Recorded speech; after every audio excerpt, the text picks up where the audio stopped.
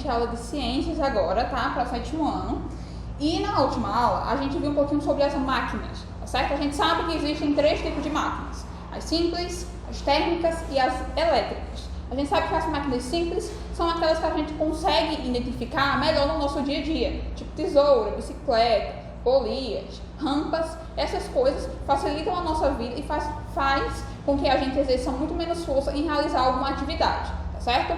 Um outro tipo de máquina que a gente viu na aula passada foram as máquinas térmicas. O que a gente sabe que essas máquinas funcionam a combustão, ok? Por exemplo, a gente encontra muito nos motores de carros e a gente viu que temos 4 passos como funcionam essas máquinas a combustão, tá certo? Na aula de hoje a gente vai ver um pouquinho aí sobre temperatura e calor novamente e também vai ver no finalzinho um rápido exemplo sobre as máquinas elétricas, tá certo? Com relação à temperatura e calor. A gente viu isso na aula passada, mas eu quero só enfatizar uma coisa com vocês. Temperatura e calor é super importante quando a gente está falando sobre máquinas, ok? Principalmente máquinas elétricas e térmicas, tá certo? É super importante a gente ter na nossa cabeça conceitos de temperatura e conceito de calor, tá certo? Temperatura, como a gente bem viu na última aula, é basicamente a agitação das moléculas que estão dispostas em um determinado material.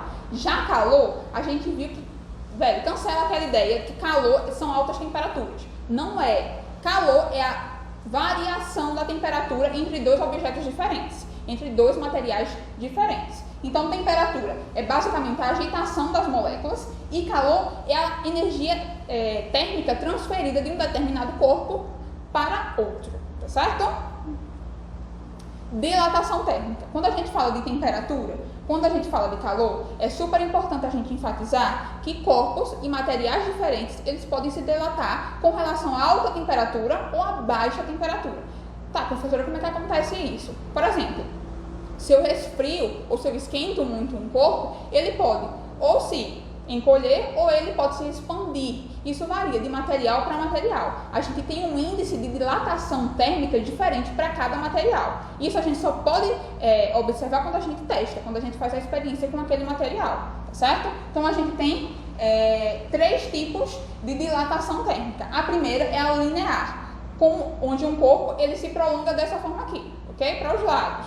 Já a superficial, o corpo ele já se prolonga para os lados, ok? E de uma certa altura. Já a volumétrica, como a gente pode observar aqui na foto, ele se prolonga para todos os lados. Ou seja, esse tipo de material, ele se dilata para todos os seus lados, ok? Tanto para a altura como para a profundidade, tá certo?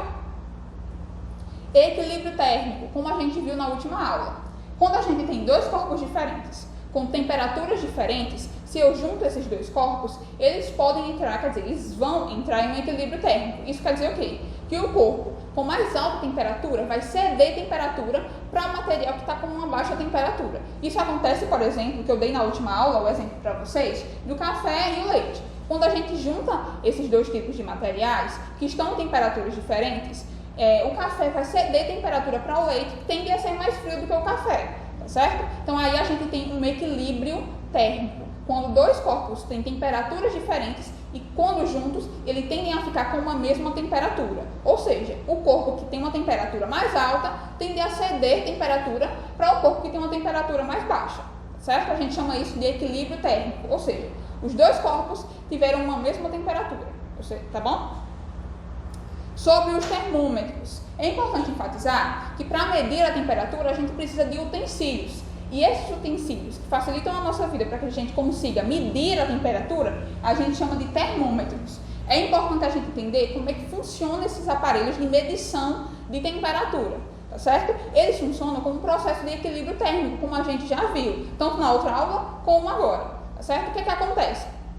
Quando um termômetro entra em contato com o corpo que ele quer medir, com o material que ele quer medir a sua temperatura, acontece o seguinte: a transferência de temperatura entre esses 2 corpos, aí o líquido que está contido dentro do termômetro, ele acaba se expandindo por causa da alta temperatura, ok? Então os termômetros, sim, eles estão sujeitos ao efeito que a gente chama de equilíbrio térmico, quando a gente tem 2 corpos com temperaturas diferentes e esses corpos, quando juntos, tendem a ficar com uma mesma temperatura, certo? Então, professor, os termômetros lidam com esse processo de equilíbrio térmico? Exatamente. Quando o termômetro entra em contato com o corpo, outra coisa que ele quer medir a temperatura, esses dois corpos tendem a ficar com a mesma temperatura. E por causa da elevada temperatura no termômetro, o líquido que está contido ali naquele termômetro tende a se expandir, certo? Aí acontece a medição.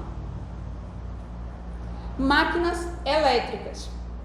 Seguinte, como a gente bem viu, a gente tem 3 tipos de máquinas: as simples, as térmicas e as elétricas. A gente precisa entender aqui qual a diferença das máquinas elétricas para as térmicas, por exemplo.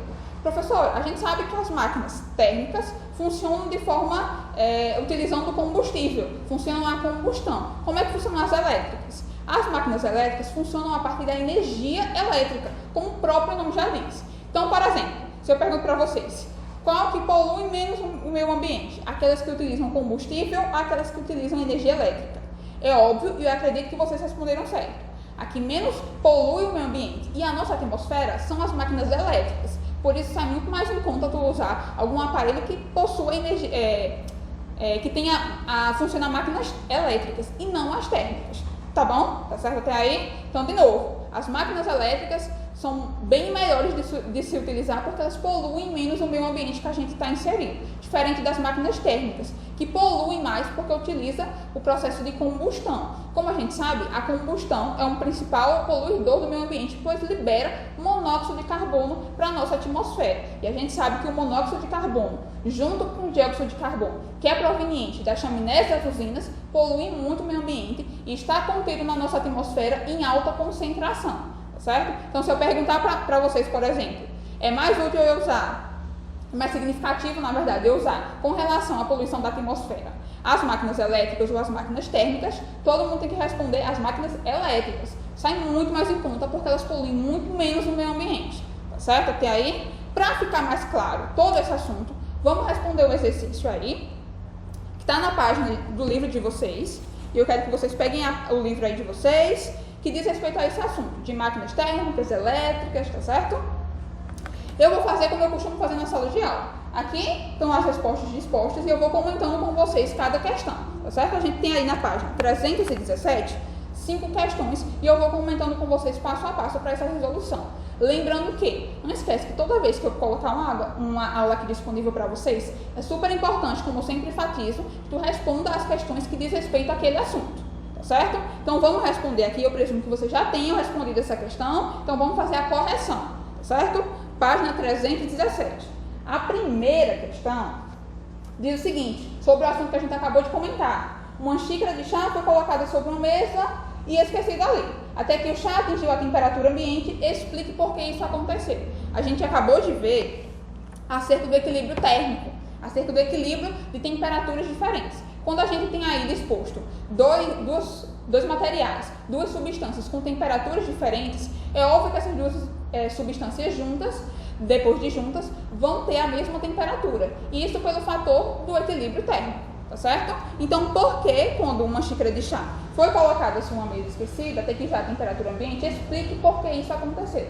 Por que será que isso aconteceu? Justamente por causa do fenômeno do equilíbrio térmico, ok? Onde o objeto, o material, tem maior temperatura, cede calor, cede temperatura para aquele material que tem um pouquinho menos de temperatura, certo? Questão 2. Foi sobre o assunto que eu acabei de falar também, dilatação térmica.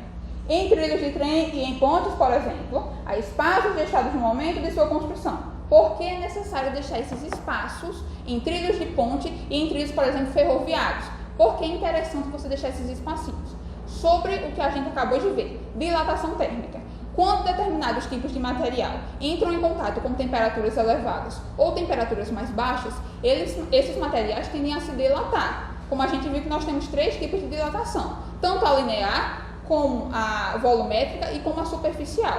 O que então é importante com relação a esses trilhos e a materiais diferentes que a gente utiliza no nosso dia a dia, é super importante a gente deixar um certo tipo de espaço para a dilatação daquele material. Que como a gente bem viu, com relação a certos tipos de material que são dispostos em altas temperaturas ou em baixas temperaturas, eles costumam se dilatar. É o exemplo aqui do aço e do ferro, por exemplo, tá certo?